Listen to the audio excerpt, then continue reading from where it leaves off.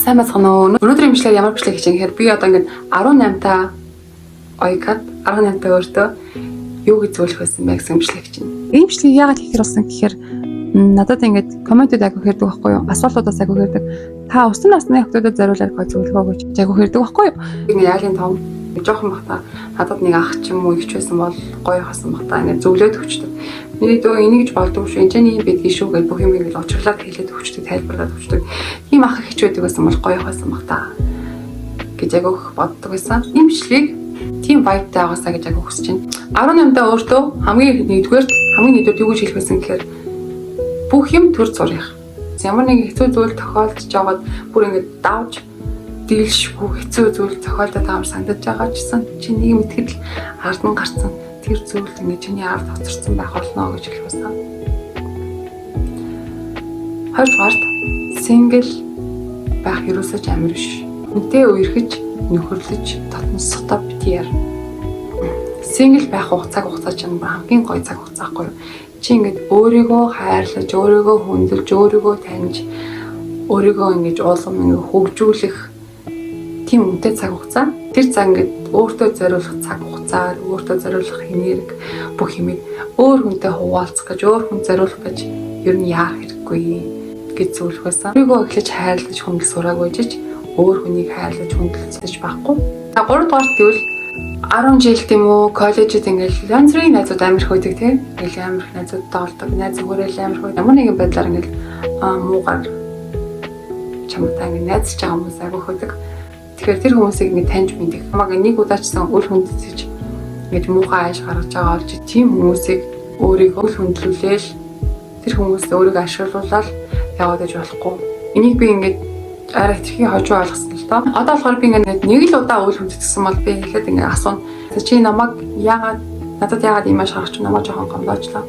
Яагаад гэсэн юм бэ гэж асуудаг байхгүй. Би ингээд чамд хамгийн юм зориулаад хамаг сэтгэлээс хандж чахад амар хайрлаж чахад чи яагаад намайг тэгээ гомдооч вэ? Яагаад гэсэн юм бэ гэхэд асууна. Тэнгүүд өөдөөс ингээд жинхэнэсээ тайлбараад үнэхээр тэгсэн юм аа уучлаарай гэд тэгвэл ингээд цаашаа найзлал явж болно. А тэгэхгүй юу болсон бэ? Юу яриад байгаа юм? Тийм юу яриад байгаа? Чи юу яриад байгаа юм? Улаан цам ингээд үч болоог юм шиг худлаа ажиллахад байвал тэгэл тэр амт өнөтөр үнийг ингээд энэ таваад дэлхий дээр байхгүй гэж бодчих хэрэгтэй. Тиймэрхүү илүү дутуу хүмүүсийг тиймэрхүү ингээд чиний энергийг ингээд байнга сурж идэг тиймэрхүү токсик хүмүүсийг аль болох эртхэн амьдралаас хасаад алаад хядаад гаргачих хэрэгтэй. Дөрөвдүгээр хичээл номоо сайн хий. Хичээл номоо сайн хий. Энэ дээр амар харамсдаг байхгүй. Би ингээд хичээл номоосоо түрүүнд ингээд 6 цингэл өөрийнхөө биеийн амрыг бодоод комфорт зоноос гарахгүй манай найзуудын ингээс ахууж ижин ч юм уу гоё юмд явах чинь энэ хичээлээ тасалж энэ даалгавраа хийж амжихгүй болчлаа гэх. Тийм бими юм цагаа таржахын оронд өөрийнхөө боловсролтой ингээд хичээл номыг тултал хийгээд хичээл номыг тултал сурсан бол гэж айгүйх боддог. Тэгэхээр та энэс хичээл номоо одоо оройтойг байгаа дээр нэг хичээл номоо маш сайн хэрэг. Чиний ингээд өнөөдөр интернеттэйгаа зугаалт зингэх бол зүгээр л энергийн гарц, мөнгөний гарц, цагийн гарц байдаг шүү. Юу гэж зөвлөн гэхээр хэрвээ чамд ингээд ямар нэг юм хиймээр санагдаад ингээд яваад байдаг бол одоо ингээд мөрөөдөл байдаг. Тэг ямар нэг юм хиймээр санагддаг бол тийг ингээд шууд эхлүүлэх ямар ч эргэлзээ байхгүйгээр ингүүл яах бол хүмүүс юу гэж бодох бол найзад минь шоолох бол ээж аав минь юу хөө шүүмжлэх болов айх ямар ч хэрэггүйгээр зүгээр хийхийг хүсэж байгаа юм а шууд хий. Одоо би жишээ нь 2010-11 оноос хойш YouTube эхлүүлэхээс гэж айгүй хүсдэгсэн байхгүй юу. Тэгээд бүр ингээд YouTube хийх гээд vlog хийх гээд ингээд эхлүүлчихсэн биш рүү хүртэл байдаг. Тэгээд даанч эхлүүлж чадаагүй эргэлцээр хагаад хэрвээ одоо тухайн үед эхэлсэн бол өнөөдөр би ямар ч байх гэсэн юм блэ. Тэгэхээр хэрвээ ямар нэг юм зүйлийг хийх хүсэж байгаа бол ямар ч хэрэгэлцээгээр шууд хэлээ гэж зөвлөх байсан. Гурт юу гэхээр амар энгийн юм шиг хийнэ. Амар нийтээ заа.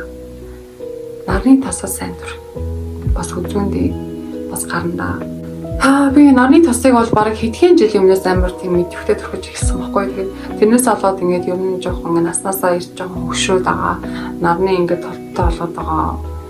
Тэгэхээр ер нь нарны тасаа сайн дүрхээр яг зөвлөмөр байна. Тэгээд дээрэс нь гэртээ унтахгүй аль болох ингээд хажуу жишээ доошоо моошоо харж унтахгүй ингээд аль болох ингээд хөрчлээ багтай байханд тулд дэргүү унтж байгаараа нарыг сурч байгаараа. За тэгээ зөвлөх байсан. Тэгээ хамгийн сүүлийн зөвлөгөө нь юу гэхээр амар төгс гэр бүлийн орчинд өсөөгүй бол ээж аавыгаа аль болох эртхэн шиг уучлаад тэр травмагаа эдгэхийг хичээрээ. Одоо манай ингээл бидний үеийн ээж аав нар чинь социализмын нийгэмд өссөн. Одоо бид нарыг идэх хоолтой, ор хоронтой, өмс хувцастай, дулаахан гэдэг эрүүл байлгаж ил байвал тэднүүсийн хувьд хамгийн төгс харин байсан байхгүй юу?